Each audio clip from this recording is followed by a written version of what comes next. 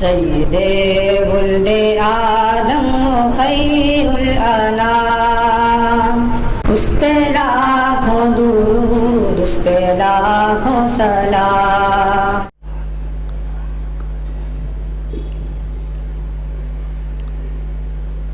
بسم اللہ الرحمن الرحیم۔ الحمد للہ رب العالمین، والصلاة والسلام على سید المرسلین وعلى آلہ واصحابہ اجمعین، اما بعد،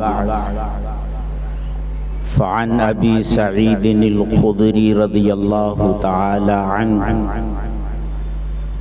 قال قال رسول اللہ صلی اللہ علیہ وسلم: من اکل طیبا وعمل فی سنت وامن الناس بوائقہ دخل الجنہ۔ فقال رجل یا رسول اللہ ان هذا اليوم في الناس لكثير، قال وسيكون في قرون بعد، او كما قال عليه الصلاة والسلام۔ حضرات علماء کرام، عمائدین الشہر، بزرگان محترم اور خواتین اسلام، آج کا یہ جلسہ سیرت النبی اور اصلاح معاشرہ کے عنوان پر منعقد ہوا ہے۔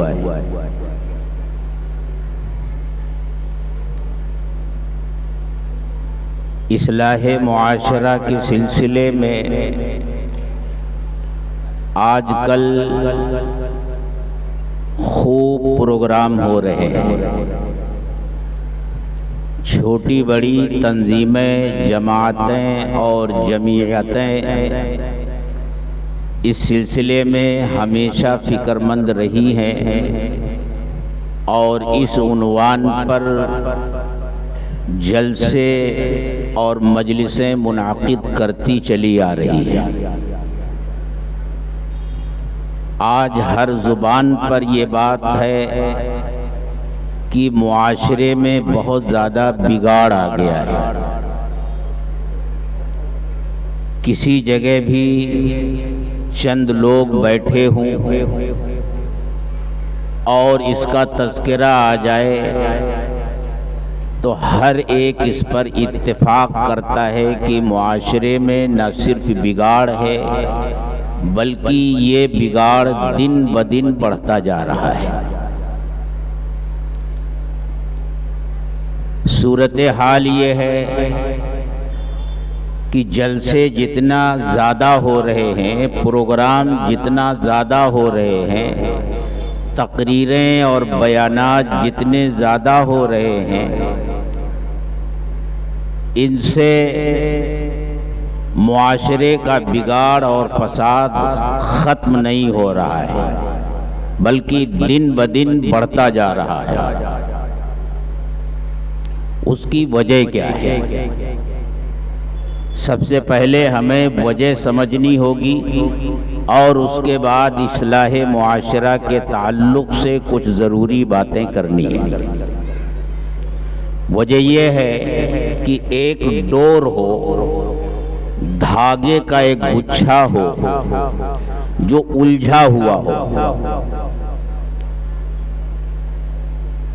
اس الجھے ہوئے دھاگے کے گچھے کو سلجھانے کے لیے، اس کو کھولنے کے لیے جب تک وہ سرا نہیں پکڑا جائے گا جس کے پکڑنے سے اس کی گرہیں کھل جائیں، اس میں جو پیچ ہے وہ کھل جائیں، جب تک وہ سرا ہاتھ میں نہیں آئے گا وہ الجھی ہوئی ڈور مزید الجھتی جائے گی۔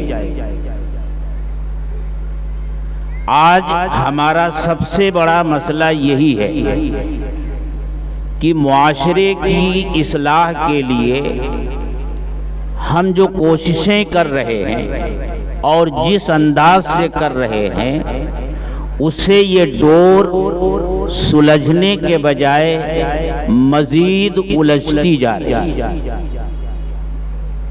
ہوتا یہ ہے کہ آپ نے مجھے لا کر یہاں کرسی پر بٹھا دیا اور ایک مجمع ہمارے دوستوں کا، محترم بزرگوں کا، بچوں کا، خواتین کا میرے سامنے ہے، تو میں جب کوئی گفتگو کرتا ہوں تو میری گفتگو کا رخ آپ کی طرف ہوتا ہے، اور میں یہ سمجھ کر گفتگو کرتا ہوں کہ جو کچھ بگاڑ ہے، جو کچھ کمی ہے وہ آپ میں ہے، آپ کو اپنی کمی دور کرنا چاہیے۔ یہی حال ہر مقرر کا ہوتا ہے، ہر بیان کرنے والے کا ہوتا ہے۔ وہ یہ کہتا ہے فلاں کے اندر یہ برائی ہے، فلاں کے اندر یہ برائی ہے، فلاں قوم میں یہ برائی ہے، فلاں سماج میں یہ برائی ہے، فلاں سوسائٹی میں یہ برائی ہے۔ اس کی انگلی دوسروں کی طرف اٹھی ہوئی ہوتی ہے، اسے اپنی فکر نہیں ہوتی۔ یہ ڈور جو الجھی ہوئی ہے، اس کے سلجھنے کا بس ایک ہی راستہ ہے کہ گفتگو جب آدمی کرے تو سب سے پہلے اس کا مخاطب اپنی ذات کو بنائے، پہلے اس کا مخاطب اپنے آپ کو سمجھے، پھر دوسروں کو اس کا مخاطب بنائے۔ اصلاح کی کوشش اپنی ذات سے شروع کرے، دوسرے کی ذات سے اصلاح کی کوشش کرنے کا پروگرام نہ بنائے۔ یہ سیرت کا جلسہ ہے اور سیرت میں یہی ہے کہ اگر کوئی سماج سیدھے راستے پر آنا چاہتا ہے، معاشرے میں اصلاح ہونی ہے، تو معاشرے میں جو افراد ہیں، جو لوگ ہیں، اس میں سے ہر آدمی اپنے بارے میں فکر کرے۔ آئیے اس سلسلے میں سیرت سے کچھ مثالیں آپ کو پیش کرتا ہوں۔ ایک مشہور صحابی ہیں حضرت حنظلہ رضی اللہ تعالی عنہ۔ ایک دن وہ اپنے گھر سے نکلے اور ان کی زبان پر یہ الفاظ ہیں کہ حنظلہ تو منافق ہو گیا، نافق حنظلہ، نافق حنظلہ، نافق حنظلہ، حنظلہ منافق ہو گیا، حنظلہ منافق ہو گیا۔ آپ جانتے ہیں منافق کس کو کہتے ہیں؟ جس کے دل میں کچھ ہو، زبان پر کچھ ہو۔ دل میں کچھ ہو، زبان پر کچھ ہو، وہ منافق ہے۔ دل میں کفر ہو، زبان پر ایمان کا کلمہ ہو، وہ منافق ہے۔ وہ یہ کہتے ہوئے راستے میں نکلے کہ نافق حنظلہ، نافق حنظلہ۔ راستے میں حضرت ابو بکر صدیق رضی اللہ تعالی عنہ سے ملاقات ہوئی، تو حضرت ابو بکر صدیق رضی اللہ تعالی عنہ نے پوچھا کہ حنظلہ خیریت ہے؟ یہ نافقہ حنظلہ، نافقہ حنظلہ کی حنظلہ منافق ہو گیا، منافق ہو گیا، یہ رٹ کیوں لگائے جا رہے ہو؟ تو حضرت حنظلہ رضی اللہ تعالی عنہ نے کہا کہ جب ہم اللہ کے رسول صلی اللہ علیہ وسلم کی خدمت میں ہوتے ہیں، آپ کی باتیں سنتے ہیں، جنت اور جہنم کا تذکرہ سنتے ہیں، تو ہمارے دل بالکل نرم ہو جاتے ہیں، اس وقت ہماری کیفیت بالکل الگ ہوتی ہے، اور جب وہاں سے اٹھ کر ہم اپنے گھر میں آتے ہیں، بیوی بچوں کے ساتھ بیٹھتے ہیں، ان کی ضرورتیں معلوم کرتے ہیں اور ان سے ہنستے بولتے ہیں، تو وہ کیفیت جو اللہ کے رسول صلی اللہ علیہ وسلم کی مجلس میں ہماری تھی، وہ کیفیت باقی نہیں رہتی، بدل جاتی ہے۔ تو وہاں کچھ اور یہاں کچھ، یہ ہماری کیفیت جو بدلتی ہے یہ نفاق ہے، میں تو منافق ہو گیا۔ حضرت ابو بکر صدیق رضی اللہ تعالی عنہ نے ارشاد فرمایا، حنظلہ یہ تو میرا بھی حال ہوتا ہے کہ جب میں اللہ کے رسول کی خدمت میں ہوتا ہوں اور گفتگو سنتا ہوں تو میری کیفیت کچھ اور ہوتی ہے، گھر آتا ہوں تو وہ کیفیت بدل جاتی ہے۔ چلو اللہ کے رسول صلی اللہ علیہ وسلم کی خدمت میں دونوں حضرات حاضر ہوئے۔ آپ جانتے ہیں یہ کون لوگ ہیں؟ ہمارا یہ عقیدہ ہے اور یہ حقیقت بھی ہے کہ انبیاء کی جماعت کے بعد سب سے مقدس جماعت اس روئے زمین پر حضرات صحابہ کرام رضوان اللہ تعالی علیہم اجمعین کی ہے، اور جماعت صحابہ میں بھی سب سے افضل حضرت ابو بکر صدیق رضی اللہ تعالی عنہ ہیں۔ وہ آ کر اللہ کے رسول صلی اللہ علیہ وسلم سے عرض کرتے ہیں کہ میرا یہ حال ہے، تو اللہ کے رسول صلی اللہ علیہ وسلم فرماتے ہیں کہ گاہے گاہے یہ جو تمہاری حالت بدلتی ہے یہ ہمیشہ یکساں نہیں رہے گی۔ آدمی کے دل کی جو حالت ہوتی ہے وہ ماحول سے متاثر ہوتا ہے۔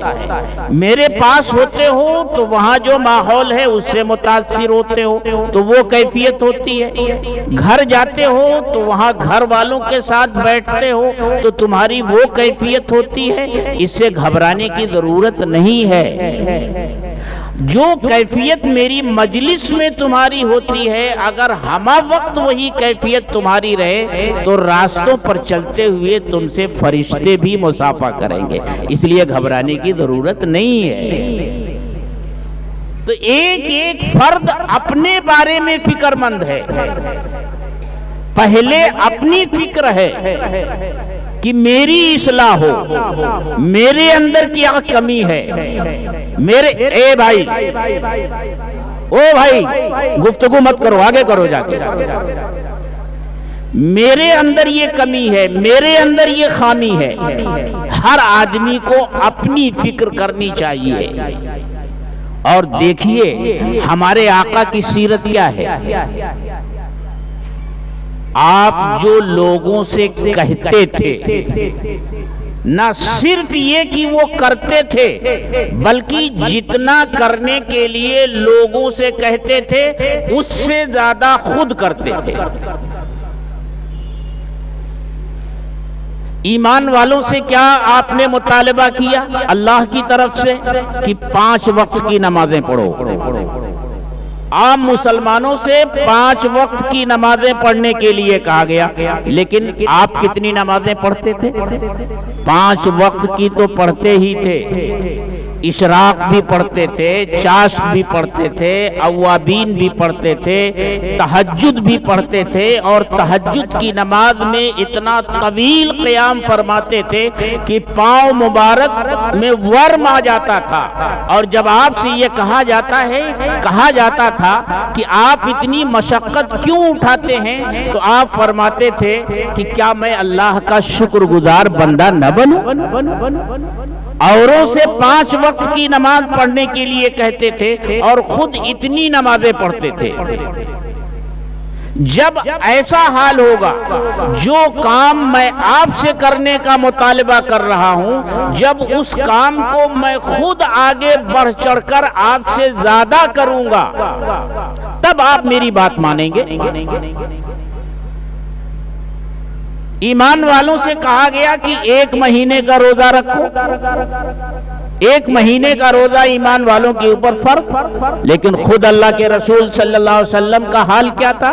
ایک مہینہ رمضان کا روزہ تو رکھتے ہی تھے، تقریباً شعبان کا پورا مہینہ روزہ رکھتے تھے، ہر مہینے 3 دن جو ایام بیض ہوتے ہیں، چاند کی 13، 14 اور 15 تاریخ، وہ روزہ بھی رکھتے تھے، نفلی روزہ کثرت سے رکھتے تھے۔ عام لوگوں سے ایک مہینہ روزہ رکھنے کے لیے کہتے تھے اور خود اتنے روزے رکھتے تھے۔ لوگوں سے کہا کہ اللہ کے راستے میں زکوٰۃ دو، خرچ کرو، اور آپ کا خود حال کیا تھا؟ آپ کے پاس کبھی اتنا مال جمع ہی نہیں ہوا کہ آپ کے اوپر زکوٰۃ فرض ہو، لیکن پھر بھی خرچ کرنے کا کیا عالم تھا؟ ایک دن مسجد میں تشریف لائے، جماعت کھڑی ہو گئی اور اقامت کہی گئی، اور آپ نے ہاتھ بھی اٹھا لیے اللہ اکبر تکبیر تحریمہ کہنے کے لیے، لیکن پھر آپ نے ہاتھ گرا دیے اور گھر میں چلے گئے، مصلی چھوڑ کر گھر میں چلے گئے۔ تھوڑی دیر کے بعد تشریف لائے اور پھر نماز پڑھائی۔ صحابہ نے پوچھا، اے اللہ کے رسول، آج آپ سے ایک ایسا عمل ہم نے دیکھا جو اس سے پہلے نہیں دیکھا تھا، آپ مصلی چھوڑ کر، نماز چھوڑ کر گھر میں چلے گئے، وجہ کیا ہے؟ تو آپ نے فرمایا، جب میں نماز پڑھنے کے ارادے سے مصلی پر کھڑا ہوا تو مجھے یاد آیا کہ میرے گھر میں کچھ دینار رکھے ہوئے ہیں، وہ دینار رکھے ہوئے ہیں۔ مجھے یہ فکر ہوئی کہ کہیں اس حالت میں میری موت نہ آ جائے کہ میرے گھر میں کچھ دینار پڑے ہوئے ہوں، میں گھر میں جا کر گھر والوں سے کہہ کر آیا ہوں کہ اس کو صدقہ کر دو، پھر اب نماز پڑھانے کے لیے آیا۔ آپ جو کہتے تھے اس سے زیادہ خود کرتے تھے تو اس کا اثر ہوتا ہے۔ آج صورتحال یہ ہو گئی ہے کہ میں آپ کے سامنے خوب لچھے دار تقریر کروں گا، خوب عمدہ باتیں بیان کروں گا، اور آپ سے کہوں گا یہ کرو، یہ کرو، یہ کرو، اور خود میرا حال ڈور یہاں الجھتی ہے، ڈور الجھی ہوئی ڈور کا سلا مل نہیں رہا۔ ہر آدمی اپنی ذات سے اصلاح کی کوشش شروع کرے گا، میں اپنی ذات کے لیے فکر کروں، آپ اپنی ذات کے لیے فکر کیجئے، فلاں اپنی ذات کے لیے اور فلاں اپنی ذات کے لیے، ہر آدمی اپنی ذات کے بارے میں فکر مند ہو جائے اور اپنی اصلاح کی کوشش شروع کر دے، معاشرے کی اصلاح ہو جائے گی۔ معاشرہ آخر ہے کیا؟ ہم اجتماعی طور سے ایک جگہ رہتے ہیں، ہم مل جل کر رہتے ہیں، ہمارا یہ مل جل کر رہنا سینکڑوں کی تعداد میں، ہزاروں کی تعداد میں اور لاکھوں کی تعداد میں، یہی ہمارا معاشرہ ہے، اور ہم میں سے ہر فرد اس معاشرے کا ممبر ہے۔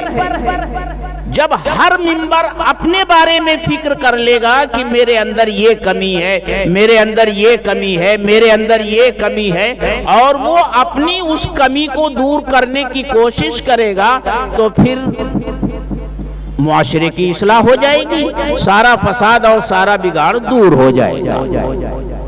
کوشش یہاں سے شروع ہونی چاہیے۔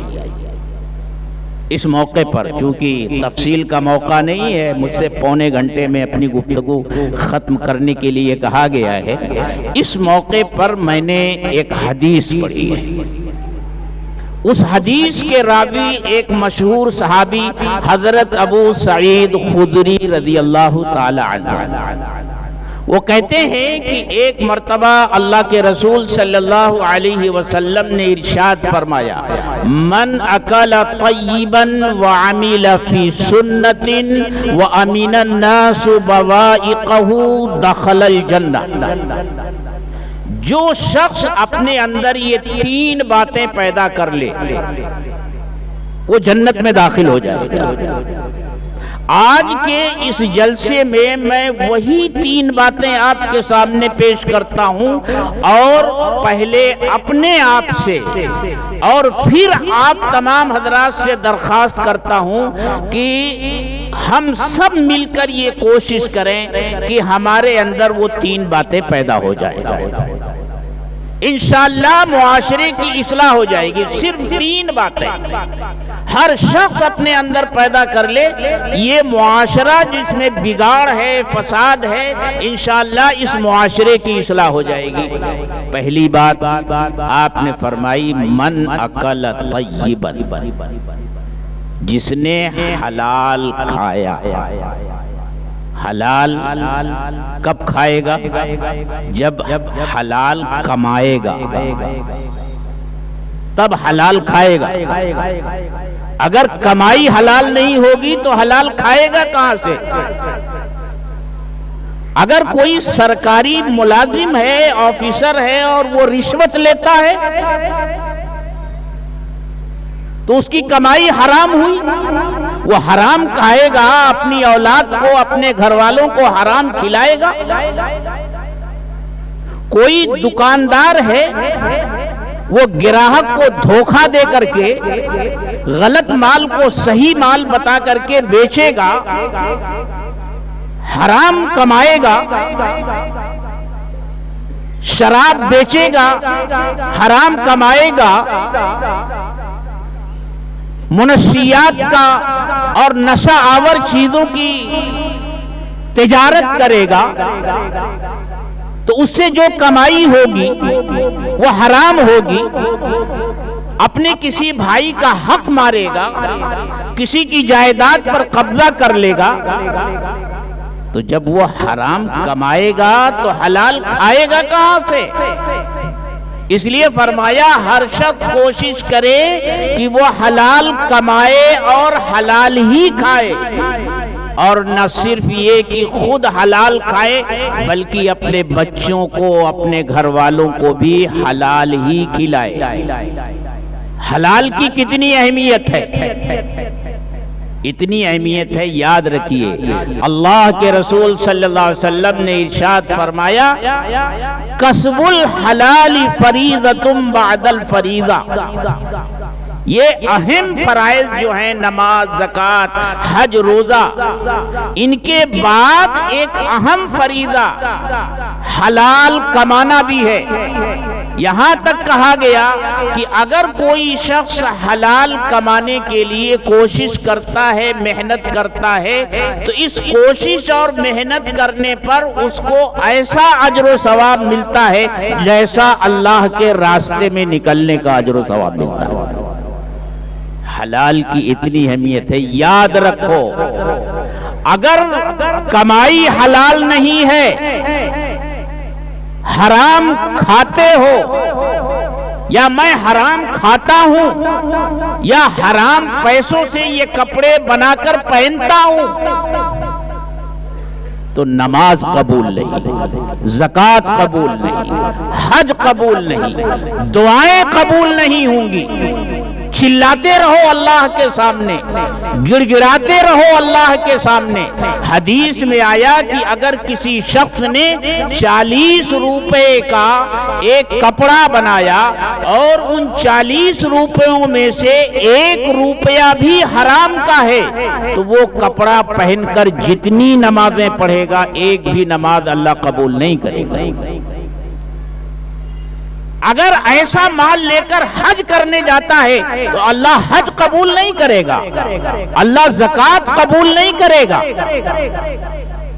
حلال کی اتنی اہمیت ہے، اتنی اہمیت ہے۔ اب دیکھیے اللہ کے رسول صلی اللہ علیہ وسلم کے نواسے ہیں، ان کی چہیتی بیٹی حضرت فاطمہ کے صاحبزادے ہیں، چھوٹے ہیں، آپ کے ساتھ جا رہے ہیں، راستے میں کھجور کا ایک دانہ پڑا ہوا تھا، بچے تھے، کھجور اٹھا لی اور اپنے منہ میں ڈال لی۔ ادھر انہوں نے منہ میں کھجور ڈالی اور ادھر اللہ کے رسول صلی اللہ علیہ وسلم نے اپنی انگلی نواسے کے منہ میں حلق تک ڈال دی۔ آپ جانتے ہیں یہ نواسے کون ہیں اور ان کا مقام کیا ہے اللہ کے رسول کے نزدیک؟ آپ جمعہ کے دن ممبر پر کھڑے ہو کر کے خطبہ دے رہے ہیں کہ دیکھا کہ وہ نواسے چلے آ رہے ہیں، ممبر سے اتر کر آپ گئے اور اس نواسے کو اٹھا کر اپنے کندھے پر بٹھا لیا۔ نواسے کو کندھے پر بٹھائے ہوئے ہیں اور جمعہ کے دن ممبر سے خطبہ دے رہے ہیں۔ ایک دن آپ نے ایسا کیا کہ دونوں ہاتھ زمین پر رکھے اور گھٹنے رکھے، سواری کی شکل ہو گئی، اور نواسے کو اپنی پیٹھ پر بٹھا کر ایسا چلنے لگے۔ ایک صحابی آئے اور انہوں نے کہا کہ کتنی بہترین سواری ہے، تو آپ نے ارشاد فرمایا یہ نہیں دیکھتے کہ سوار کتنا بہترین ہے؟ آپ نے دعا فرمائی کہ اے اللہ میں ان سے محبت کرتا ہوں، تو بھی ان سے محبت کر، اور جو ان سے محبت کرتا ہے تو ان سے بھی محبت کر۔ وہ نواسے ہیں، وہ لاڈلے نواسے ہیں۔ لیکن جب انہوں نے کھجور کا دانہ منہ میں رکھا تو آپ نے انگلی ان کے حلق تک ڈال دی اور ارشاد فرمایا کخ کخ کخ، یعنی اگل دو اگل دو اگل دو۔ جب تک نواسے نے وہ کھجور اگل نہیں دی آپ نے ان کے منہ سے انگلی نہیں نکالی اور ارشاد فرمایا بیٹے یہ صدقے کا کھجور ہے اور صدقہ ہمارے لیے حرام، ہمارے خاندان کے اوپر صدقہ حرام ہے۔ ایک بچہ ہے، نادان بچہ ہے، کچھ نہیں سمجھتا، لیکن یہ گوارا نہیں کیا کہ اس بچے کے حلق میں بھی کوئی حرام غذا جائے، اس کا اہتمام آپ فرماتے تھے۔ خود آپ کا یہ حال تھا کہ ایک رات بستر پر کروٹیں بدلتے ہوئے آپ نے گزار دی، نیند نہیں آئی۔ زوجہ محترمہ نے پوچھا کہ حضرت آج آپ رات بے چین رہے، کیا وجہ؟ تو آپ نے فرمایا کہ میں جب گھر میں آیا تو کھجور کا ایک دانہ پڑا ہوا تھا، یہ سوچ کر کہ کہیں وہ دانہ ضائع نہ ہو جائے میں نے اٹھا کر کھا لیا، اور پھر احساس ہوا پتہ نہیں وہ کھجور کا دانہ کیسا تھا، کہیں صدقے کا تو نہیں تھا۔ پوری رات بے چین رہے۔ یہ کون ہے؟ یہ سرکار دو عالم ہے، یہ وہ ذات ہے جن کے بارے میں خود اللہ تبارک و تعالی نے ان کے بارے میں کہا وَرَفَعْنَا لَكَ ذِكْرَكَ، اے محمد صلی اللہ علیہ وسلم ہم نے آپ کے ذکر کو بلند کیا ہے، اور فرمایا وَلَسَوْفَ يُعْطِيكَ رَبُّكَ فَتَرْضَىٰ، آپ کا رب آپ کو اتنا دے گا کہ آپ کو راضی کر دے گا۔ بعد از خدا بزرگ توئی قصہ مختصر، اللہ کے بعد اگر کسی کا مقام اور مرتبہ ہے تو وہ حضرت محمد صلی اللہ علیہ وسلم ہے۔ یاد رکھیے آپ کو اگر اس دنیا میں بھیجنا نہ ہوتا تو یہ کائنات نہ بنائی جاتی، یہ کائنات نہ سجائی جاتی، اور جب تک اس دنیا میں آپ کا ذکر رہے گا یہ کائنات باقی رہے گی۔ جس دن آپ کا ذکر ختم ہو جائے گا کائنات لپیٹ لی جائے گی اور قیامت قائم ہو جائے گی۔ وہ ذات ہے اور آپ اتنے بے چین ہیں۔ تو آپ نے پہلی بات کیا ارشاد فرمائی؟ من اکل طیبا، جس نے حلال کھایا۔ بڑی اہمیت ہے حلال کی میرے دوستو۔ ایک بزرگ ہیں حضرت عبداللہ، حضرت سہل ابن عبداللہ، وہ فرماتے ہیں جو حرام کھاتا ہے تو اس کے اعضاء نافرمانی کرتے ہیں اللہ کی، وہ چاہے نہ چاہے، جانے نہ جانے، لیکن جو حرام کھائے گا اس سے نیکی کی توفیق سلب کر لی جائے گی، اور جو حلال کھاتا ہے اس کے اعضاء، اس کے جسم کے یہ حصے، اس کی آنکھیں غلط نہیں دیکھیں گی، اس کے کان غلط نہیں سنیں گے، اس کے ہاتھ غلط کام نہیں کریں گے، اس کے پیر غلط کام نہیں کریں گے، اس کے اعضاء اللہ کی فرما برداری کرتے ہیں اور اسے نیکیوں کی توفیق ملتی ہے۔ ایک بڑے بزرگ ہیں علامہ ذہبی رحمت اللہ علیہ، انہوں نے ایک کتاب لکھی ہے کتاب الکبائر کے نام سے، اس میں ایک حدیث درج کی ہے۔ وہ فرماتے ہیں کہ ایسا بندہ جو گناہ میں مبتلا ہو، جب کبھی وہ اچھی باتیں سنتا ہے اور اس کے دل میں یہ خیال آتا ہے کہ گناہ کے کام اور برائی کے کام چھوڑ کر وہ اچھے کام کرنے لگے، تو پھر شیطان کے لشکر میں کھلبلی مچ جاتی ہے کہ اب یہ ہماری پارٹی کا آدمی دوسری پارٹی میں جا رہا ہے۔ ایسا ہوتا ہے نا کہ ایک پارٹی کو جب یہ معلوم ہو کہ اس کے کچھ ممبر یا اس کے کچھ کار سیوک یا اس کے کچھ ممبران پارلیمنٹ پارٹی چھوڑ کر پالا بدل رہے ہیں، دوسری پارٹی میں جا رہے ہیں، تو کیسی بے چینی ہو جاتی ہے۔ شیطان کی پوری پارٹی میں کھلبلی مچ جاتی ہے کہ یہ تو ہمارا ایک آدمی اب دوسری پارٹی میں گیا، تو وہ سب جو ہے ابلیس کے پاس پہنچتے ہیں کہ حضرت یہ آدمی گیا ہمارے ہاتھ سے، تو وہ کہتا ہے ابھی گھبراؤ مت، یہ دیکھو کہ وہ کھاتا کیا ہے۔ اگر وہ حلال کھانے کا اہتمام نہیں کر رہا ہے، حرام کماتا ہے اور حرام کھا رہا ہے، تو فکر کرنے کی ضرورت نہیں، وہ ہماری پارٹی میں واپس آئے گا۔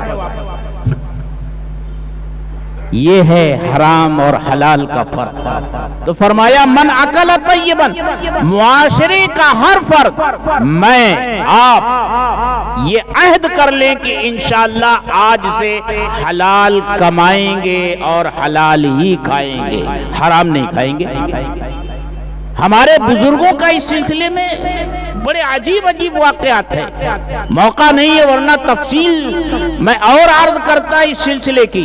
ہمارے ایک بزرگ گزرے ہیں کاندھلا کے، حضرت مولانا مفتی مظفر حسین صاحب رحمت اللہ علیہ، اسی خاندان سے مولانا الیاس صاحب رحمت اللہ علیہ، بڑے اللہ والے تھے، بزرگ تھے۔ ان کا حال یہ تھا کہ وہ سفر ہی کرتے رہتے تھے، چھوٹے چھوٹے گاؤں میں جاتے تھے، اور معمول یہ تھا کہ ایک رات اس گاؤں میں رہتے تھے، مسجد میں ٹھہرتے تھے اور لوگوں کو نماز کی دعوت دیتے تھے، اور جو کچھ وہاں دیکھتے تھے برا کام اس کی اصلاح کی کوشش کرتے تھے، اور اگلے دن دوسرے گاؤں میں۔ ان کا واقعہ ہے کہ ایک مرتبہ ایک گاؤں میں گئے، مسجد میں نماز پڑھی، مسجد کے باہر کے حصے میں کمرہ بنا ہوا تھا مسافروں کے رکنے کے لیے۔ پہلے یہ کمرے بنتے تھے پہلے دور میں، تاکہ کوئی مسافر آئے تو وہاں ٹھہر سکے۔ اب تو مسجدوں میں مجبوراً تالے لگانے پڑتے ہیں بہت سارے حالات کی وجہ سے، تو وہاں رک گئے۔ مغرب پڑھ کے سارے نمازی چلے گئے، کسی نے کچھ پوچھا نہیں۔ مغرب کے بعد ایک شخص آیا، اس نے نماز پڑھی اور آ کے دیکھا کہ ایک مسافر یہاں ہے۔ وہ گھر گیا اور وہ گھر سے 3 روٹیاں لایا اور پیش کر دی کہ بھائی آپ مہمان ہیں، مسافر ہیں، یہ کھانا کھا لیجئے۔ حضرت نے وہ 3 روٹیاں کھا لی، لیکن خلاف معمول اگلے دن بھی آپ رک گئے نہیں۔ دوسرے دن واقعہ ہوا، وہ آدمی پھر مغرب کے بعد آیا اور دیکھا کہ مہمان مسافر ابھی موجود ہے، وہ گھر گیا، لیکن آج 3 روٹیوں کے بجائے 2 روٹیاں لے کر آیا، اور اس نے کہا حضرت کھا لیجیے۔ حضرت نے کھایا۔ تیسرے دن پھر آپ رک گئے، جانے کا نام نہیں لے رہے، تیسرے دن رک گئے۔ تیسرے دن پھر یہی واقعہ ہوا، مغرب کے بعد وہ آیا، نماز پڑھی، دیکھا مسافر ابھی تک موجود ہے، گھر گیا، لیکن آج وہ 1 روٹی لے کر آیا۔ پہلے دن 3 لایا تھا، دوسرے دن 2 لایا تھا، آج 1 روٹی لے کر آیا، اور روٹی دینے کے بعد ہاتھ جوڑ کر کھڑا ہو گیا کہ بھائی مسافر، خدا کے لیے اب اگلے دن یہاں نہ رکنا، چلے جانا۔ حضرت نے پوچھا بھائی کیا وجہ ہے؟ 3 دن تو بڑی عزت اور احترام کے ساتھ آپ نے کھلایا، اور اگلے دن رکنے سے آپ منع کر رہے ہیں، وجہ کیا ہے؟ کہا حضرت میں ایک مزدور پیشہ آدمی روزانہ صرف اتنا کماتا ہوں کہ اس سے 3 روٹیاں گھر میں بن جاتی ہیں، اور ہم گھر میں 3 آدمی ہیں، میں ہوں، میری بیوی ہے، میرا بچہ ہے، ہم تینوں ایک ایک روٹی کھاتے ہیں۔ پہلے دن جب میں نے آپ کو دیکھا تو گھر میں جو 3 روٹیاں بنی تھیں وہ تینوں لا کر میں نے آپ کو دے دی، ہم تینوں بھوکے رہے۔ دوسرے دن بچہ جو ہے وہ بھوک برداشت نہیں کر سکتا تھا، تو بچے کو 1 روٹی دے دی، لیکن اپنے حصے کی روٹی اور بیوی کے حصے کی روٹی، یہ 2 روٹیاں میں نے آپ کو لا کر کے دے دی۔ دوسرے دن بھی ہم دونوں نے فاقہ کیا، کچھ نہیں کھایا، بھوکے رہے۔ اور آج تیسرا دن ہے، اب میری بیوی بھی بھوک برداشت نہیں کر رہی ہے، نہیں کر پا رہی ہے، اس لیے میں نے بیٹے بچے کی روٹی اس کو دے دی اور بیوی کی روٹی اس کو دے دی۔ یہ میرے حصے کی روٹی تھی، یہ میں نے آپ کے سامنے پیش کر دی، اور میں یہ سمجھتا ہوں اگلے دن میں بھی بھوک اب برداشت نہیں کر پاؤں گا، اس لیے خدا کے لیے آپ یہاں سے چلے جائیں۔ تو حضرت نے کیا فرمایا کہ بھائی پہلے دن جب تیری 3 روٹیاں میں نے کھائی ہیں تو اس رات میں مجھے اللہ کے رسول صلی اللہ علیہ وسلم کی زیارت ہوئی، اور میں نے اپنے اندر اتنی نورانیت محسوس کی کہ اس سے پہلے کبھی محسوس نہیں کی تھی۔ تو میں نے سوچا یہ کھانا تو ضرور کھانا چاہیے، اسی لیے دوسرے دن بھی رک گیا، اور تیسرے دن بھی میں اسی تیرا کھانا کھانے کے لیے رک گیا، کیونکہ تیرے کھانے کی وجہ سے نیک اعمال کی طرف جو رغبت میرے دل میں پیدا ہو رہی ہے، جو شوق پیدا ہو رہا ہے، اس سے پہلے کبھی نہیں پیدا ہوا تھا۔ تو رزق حلال کی یہ برکت ہوتی ہے۔ تو رزق حلال، ظاہر سی بات ہے، آدمی جب حلال کمائے گا، کوشش کرے گا، تو وہ کسی کا حق نہیں مارے گا، کسی کو دھوکہ نہیں دے گا، حلال کمائے گا اور حلال کھائے گا۔ تو پہلی چیز من اکل طیبا، جس نے حلال کمایا اور کھایا۔ دوسری چیز وعمل فی سنت، اور سنت کے مطابق زندگی گزاری، زندگی کے ہر شعبے میں سنت پر عمل کیا۔ نماز پڑھ رہا ہے تو سنت کے مطابق، تجارت کر رہا ہے تو سنت کے مطابق، اپنے کسی بھائی سے ملاقات کر رہا ہے تو سنت کے مطابق، گھر میں بیوی بچوں کے ساتھ رہ رہا ہے تو سنت کے مطابق، پڑوسیوں کے ساتھ رہ رہا ہے تو سنت کے مطابق۔ اور پڑوسی کا مطلب یہ نہیں کہ تمہارا ہم مذہب، تمہارے دھرم کا ماننے والا ہو، نہیں، پڑوسی کا مطلب یہ ہے کہ جو تمہارے گھر کے پاس رہتا ہے وہ تمہارا پڑوسی ہے، اس کا دھرم کچھ بھی ہو، اس کا مذہب کچھ بھی ہو، اس کا مسلک کچھ بھی ہو، تمہارا پڑوسی ہے۔ اور پڑوسی کی کتنی اہمیت بتائی گئی۔ اللہ کے رسول صلی اللہ علیہ وسلم نے ارشاد فرمایا واللہ لا یؤمن، واللہ لا یؤمن، واللہ لا یؤمن، خدا کی قسم وہ ایمان والا نہیں، خدا کی قسم وہ ایمان والا نہیں، خدا کی قسم وہ ایمان والا نہیں۔ صحابہ نے عرض کیا ہے اللہ کے رسول وہ بد قسمت کون ہے؟ آپ نے ارشاد فرمایا من لا یامن جارہ بوائقہ، جس کے شر سے اس کا پڑوسی محفوظ نہ ہو وہ ایمان والا نہیں، جس کے شر سے اس کا پڑوسی محفوظ نہ ہو وہ ایمان والا نہیں۔ اور پڑوسی کا مطلب جانتے ہیں؟ پڑوسی وہ بھی ہے جو آپ کے گھر کے پاس رہتا ہے، پڑوسی وہ بھی ہے جو آپ کے ساتھ کسی آفس میں، کسی دفتر میں ملازمت کرتا ہے، پڑوسی وہ بھی ہے جو تھوڑی دیر کے لیے ٹرین میں، بس میں، ہوائی جہاز میں آپ کے ساتھ بیٹھا ہوا ہے، یہ سب پڑوسی ہے۔ اور سب کے ساتھ اچھا سلوک اور اچھا برتاؤ کرنے کا حکم اللہ کے رسول صلی اللہ علیہ وسلم نے دیا، یہ سنت ہے۔ زندگی کے ہر شعبے میں سنت پر عمل کرنے والا ہو۔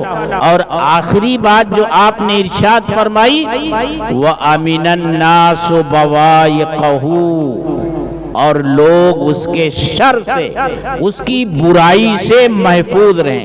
دیکھو یہاں لفظ کیا استعمال کیا، یہ نہیں کہا کہ مسلمان اس کی برائی سے بچے ہوئے ہوں، ایمان والے اس کی برائی سے بچے ہوئے ہوں۔ کیا کہا؟ الناس من امین الناس بوائقہ، لوگ اس کے شر سے بچے ہوئے ہوں۔ اب اس لوگوں کا دھرم کیا ہے، ان کا مذہب کیا ہے، اس سے کوئی بحث نہیں۔ ہماری طرف سے کسی کو کوئی تکلیف نہ پہنچے، کوئی ایذا نہ پہنچے، ہم سے کوئی پریشان نہ ہو، یہ تین کام اگر ہم کر لیں، ہم میں سے ہر شخص کر لے، بھئی ہماری طرف سے نہ ہمارے گھر کے اندر رہنے والوں کو کوئی تکلیف ہو، نہ بیوی کو، نہ ماں باپ کو، نہ رشتہ داروں کو، نہ پڑوسی کو۔ ہم اگر تاجر ہیں تو ہمارے حلقے میں جن سے ہمارا لین دین ہے وہ تاجر، چاہے ان کا دھرم کچھ بھی ہو، ہماری طرف سے ان کو کوئی تکلیف نہ پہنچے، کسی کو ہماری طرف سے کوئی تکلیف نہ پہنچے۔ تو یہ تین کام، حلال کمانا، حلال کھانا، اور ہر کام میں اللہ کے رسول صلی اللہ علیہ وسلم کی سنت پر عمل کرنا۔ ایسا ہوتا ہے ہم مسلمانوں کا یہ حال ہے کہ نماز جب پڑھنے آئیں گے تو ایک ایک سنت پر عمل کریں گے، یہ ناپیں گے کہ جب ہم کھڑے ہوں گے تو ہمارے پیروں کے بیچ میں کتنا فاصلہ ہونا چاہیے، اتنا اہتمام کریں گے۔ لیکن وہاں سے جب نکلیں گے اور دکان پر جا کر بیٹھیں گے تو حلال آ رہا ہے، حرام آ رہا ہے، جھوٹ بول کر آ رہا ہے، دھوکہ دے کر آ رہا ہے، فریب دے کر کے آ رہا ہے، کس طرح آ رہا ہے، کوئی پرواہ نہیں۔ تو یہ تین کام اگر ہم کر لیں تو ہم میں سے ہر ایک کی انشاءاللہ اصلاح ہو جائے گی، اور جب ہم میں سے ہر ایک کی اصلاح ہو جائے گی تو معاشرے کی اصلاح ہو جائے گی۔ پھر اس طرح اسٹیج سجا کر تقریریں کرنے کی کم ضرورت پڑے گی۔ اللہ تعالی ہم سب کو عمل کی توفیق بخشے۔ وآخر دعوانا آمین۔ جزاکم اللہ۔ سید ولد آدم خیر الانام